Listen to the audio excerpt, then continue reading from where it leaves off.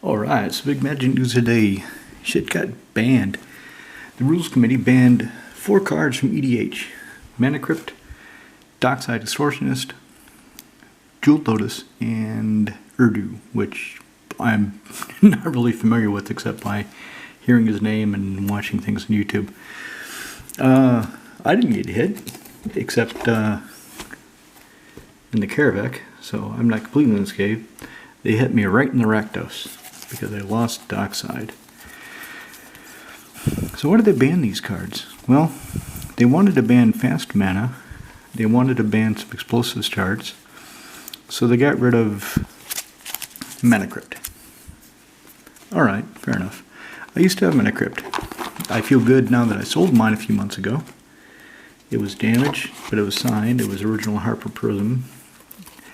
It's kind of neat to have, but I couldn't play it. I couldn't even play Mana Crypt in Austrusna.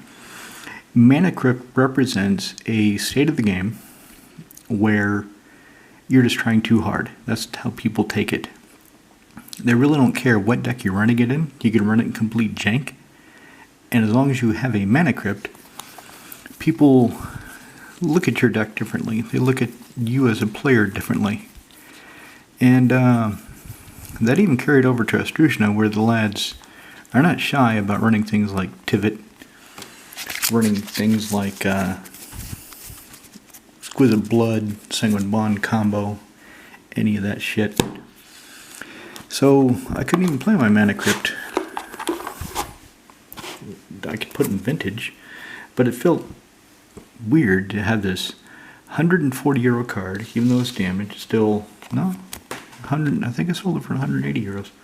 So to have this almost €200 card in a Vintage deck that I hardly ever play, it just didn't seem like a good idea to me. Yeah, sure, the Vintage decks that I have, all the power is Chinese, all the dual lands, Force of Wills, all that are Chinese counterfeits. The Fetchlands are real, and those aren't cheap. The Liliana of the Veils in Jund are real. The full art foil alternate art, Blysteel Colossus, the Okos, those are all real. But I could in theory put those into commander decks. It didn't feel weird having a bunch of €20, €50 cards in the decks that I hardly ever play, even though it should. It really should feel weird that I've got all this value locked up in things that I don't use that often. That said, I do have 20 commander decks. I play once a week. I take 3 decks with me whenever I go play.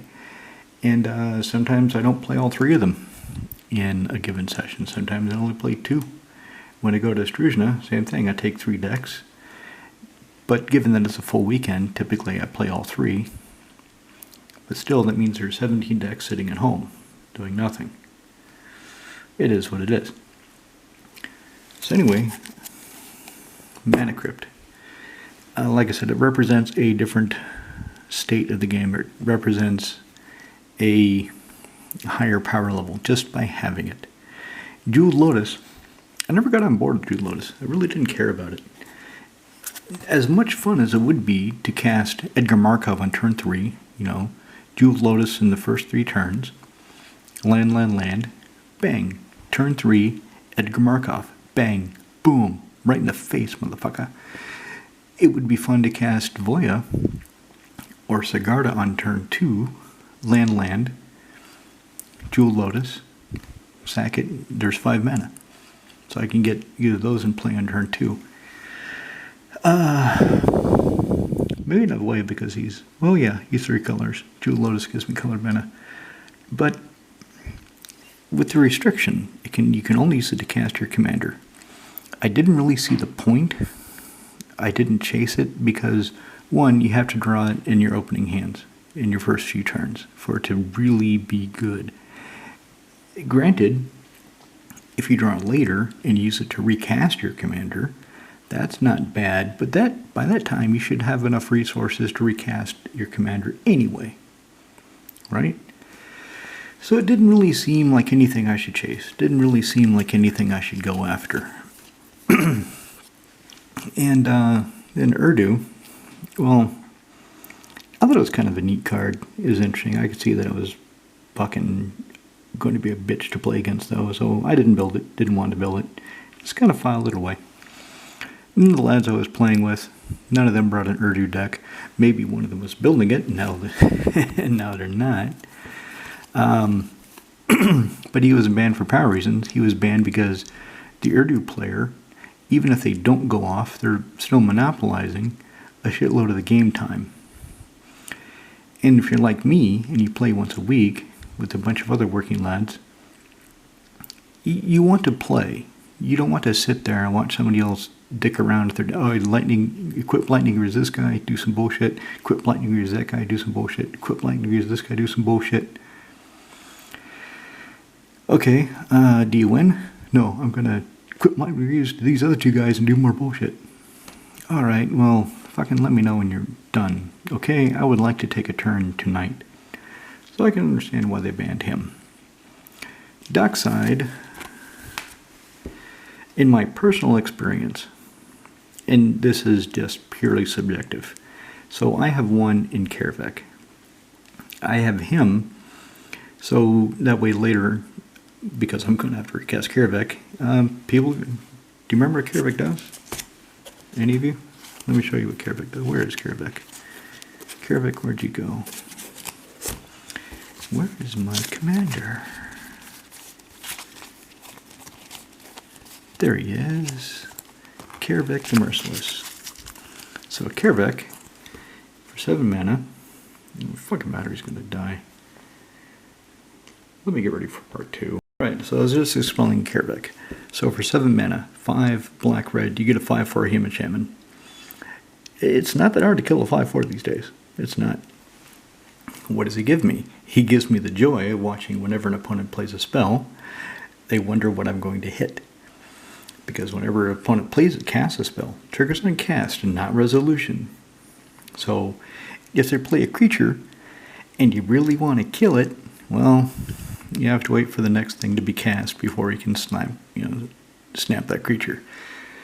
So he deals damage to target creature player equal to any spell's CMC.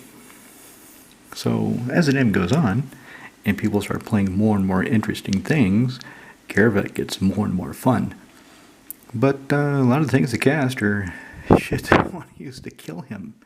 So one of the ways I've built the deck is I want to get Karavek out as quickly as possible.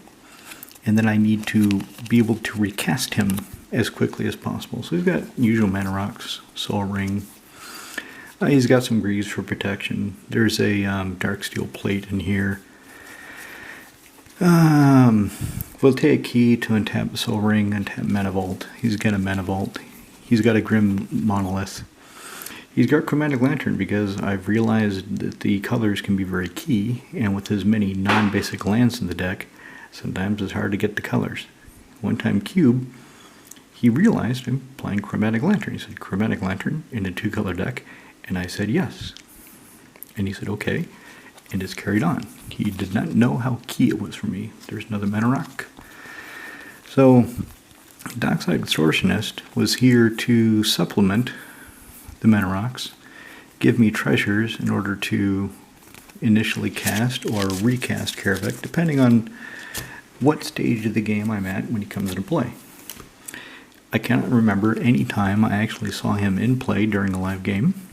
I've realized how he could be broken when I was goldfishing and I had him in Kiki Jiki.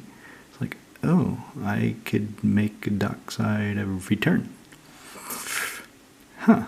And by that point in the game, people usually have an average of 2 to 4 enchantments and or artifacts. So that's like reliably 8 to 12 treasures a turn. Nice. So he's out. That's the only thing I got hit because, like I said, I never bought into Jeweled Lotus. Never really saw the point. It's one of those. It's like getting a Soul Ring first turn. It happens. People get Soul Rings on the first turn, but not that often. It's one of 99 cards, and unless you can go search for it, And usually in the first couple turns, unless you have Vampiric Tutor, you're not going to search up a Soul Ring. Same with Jeweled Lotus. And also the fact that it was 100 damn euros. No, I didn't need one. Like I said, Urdu, didn't plan to build it. There he is, Kiki Jiki. And there it is, Grim Monolith. And some people wondering, well, why didn't they ban Grim Monolith? Why didn't they ban Soul Ring?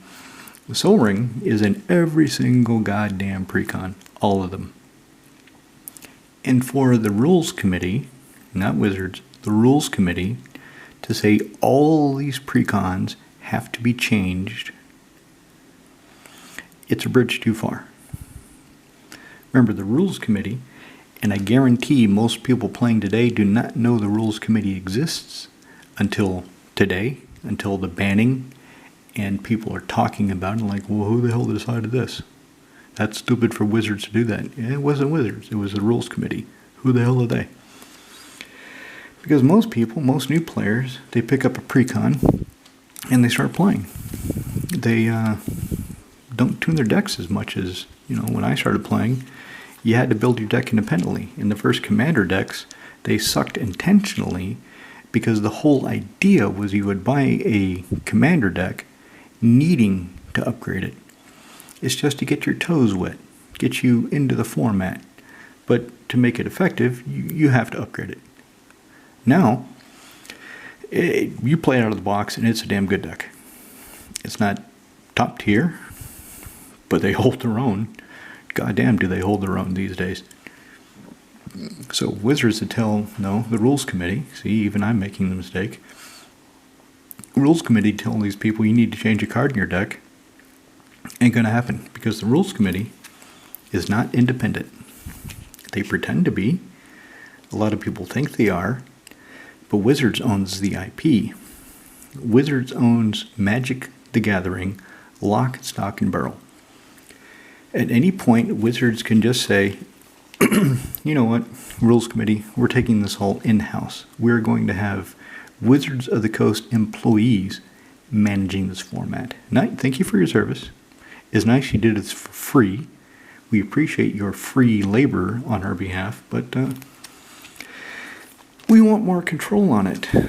So, bye. Vorest Stronghold. So if a creature's in the graveyard, I can spend 1 in a black, tap the Stronghold, and put the any creature in my graveyard back atop my library. So if Karavik is dead, I could put him back on top of my library, redraw him, and only have to cast him for 7, so I don't have to pay the commander tax. Yeah, another mana rock. Vergolditer Lotus. Yeah, I didn't spend much time learning German. So anyway, with that said, with Wizards being able to yank control away from the rules committee, what that means is this banning was done with Wizards' consent. Maybe they had to be convinced. Maybe so many people were complaining, but I really don't understand why all these 4 cards and why now. One of my theories is because Sheldon Maneri, the godfather of Commander, the godfather of VDH, the man most responsible for creating this format and pushing it into the public domain, pushing it into the greater consciousness, well, he's dead. He died about a year ago, and his memory has faded. His ghost has diminished. The weight of his words are receding in time. So these bannings have probably been on the radar of a lot of the rules committee for a long time, but my gut feeling is Sheldon said no because he didn't want to rock the boat. He wanted people to really explore Commander, to have this wide barrage. And his thing was only to ban really egregious cards, and there's no more rhyme or reason to the bannings when you look at the list these days. You have to consider that the ban list was created, 15 years ago now? 20 years ago now? It's been a while. And it was a different time. So, Guy's Cradle isn't on there. Mishra's Workshop isn't on there. Even though by the criteria they set back then, it should be.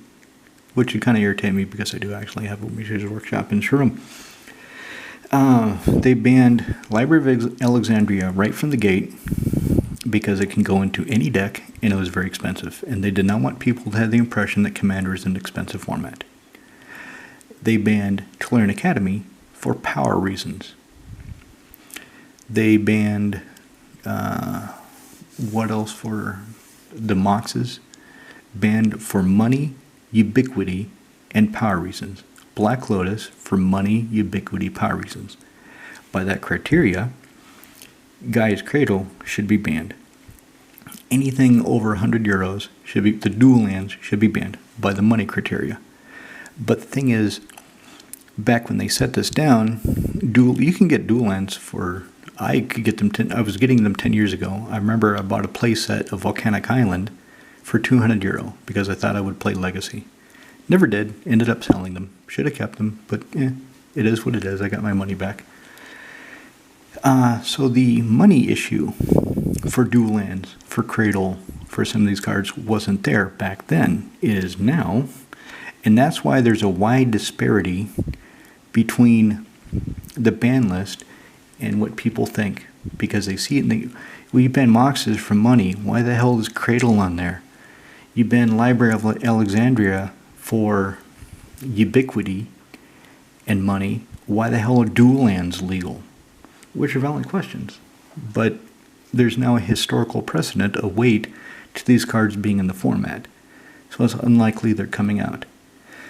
Now, since dual lands, Cradle, reserve list, doesn't sell cards, maybe Wizards will take control and ban them. Maybe, I don't know. I'm just having some free thoughts thinking about it. Because it is kind of interesting, they banned these 4 cards now. And I think it's because now the new members of the Rules Committee feel they have full control. Of course, they would have had to run it by Wizards, because Wizards has the full control.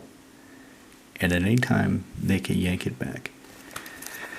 So, I got hit in the dockside, kicked her right in the extortionist. So what am I going to put in? Actually, it's pretty easy. I've just been going through the deck, rambling, because I know everybody likes looking at cards.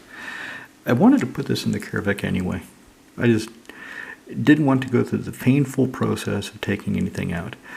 These effects, these supernatural stamina, undying evil effects, work really well in Nekazar. I really like them there. So I thought I should put 1 or 2 in Karavik. What do I take out? It's painful sometimes to take things out of the deck after you've tuned it, agonized over every decision, gotten the best cards stacked up you can possibly stack up, and then you find something and you don't know if that something is better than any of the other cards in your deck, barring basic lands. But you need basic lands. You cut too many, and you cut their own throat, because you can't cast shit with that land, unless you're playing Manaless Dredge. So, just to make it easy, I'm going to put in Supernatural Stamina instead of Dockside. And financially, I'm not taking that much of a hit. I saw the graph on Magic Card Market, and he went from 70 to down to about 15. That's a drop. Mana Crypt drop, but not as much. And now with Mana Crypt dropping, and it will drop further, I'm thinking maybe I'll get a real Mana Crypt for my vintage deck. I've got a Chinese counterfeit Kaladesh Inventions Mana Crypt, and it would be nice to have the original because the printing is better, higher quality, it looks better, and if the price comes down enough, I'll get one. And in my group, there's only 2 players with Dockside Extortionist, myself and Karavik, and as I said, I cannot remember any time getting him out in a live game, and the Genie, who's got one in Kess. which he doesn't really play because it's a power deck. It's a storm deck. If he plays, I tell everybody what's going to happen if we don't kill him within about 8 turns. He's going to storm off and kill us all. And he's done it enough times that the people that have seen it, they remember and they believe me. So we go after him. So he doesn't really play Kiss. None of the other lads had an extortionist, had a Dockside. So none of them got hit. Nobody in my group had Jewel Lotus.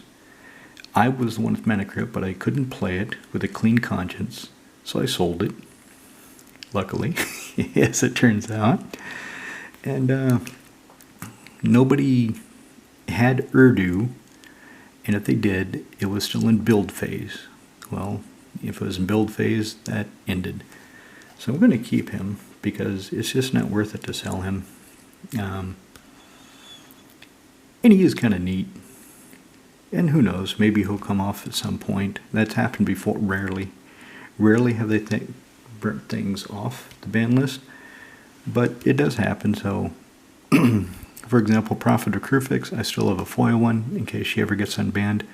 I actually have a Tellurian Academy in case that ever gets unbanned, which is highly unlikely. And the Genie, he was complaining in an email thread we had, well, why is Cradle legal, Sanctum legal, and Academy is banned? And I said, you've never played against an Academy deck, have you? I have. I've played them, and I've played against them. And let me tell you, Academy is a hell of a lot, as bad as you think Cradle is, Academy makes blue, and it counts your artifacts. Not quite as easy, not as many people are packing mass artifact wipes. Almost everybody's packing mass creature wipes, which turns Cradle to nothing. And enchantments? Are you fucking kidding me? Something that gives you 1 white for every enchantment? That's not even on par with Cradle. And Cradle is not on par with Academy. So that's why it's not banned. That, like I said, the historical reasons. It's been around for a long time. Now, maybe it's going to change. Who knows? It's a new day. New sheriffs in town. And they're probably feeling flexing their muscles now that it's really felt that Sheldon is gone. He's not with us anymore. So anyway, that's that. I'll see how it goes.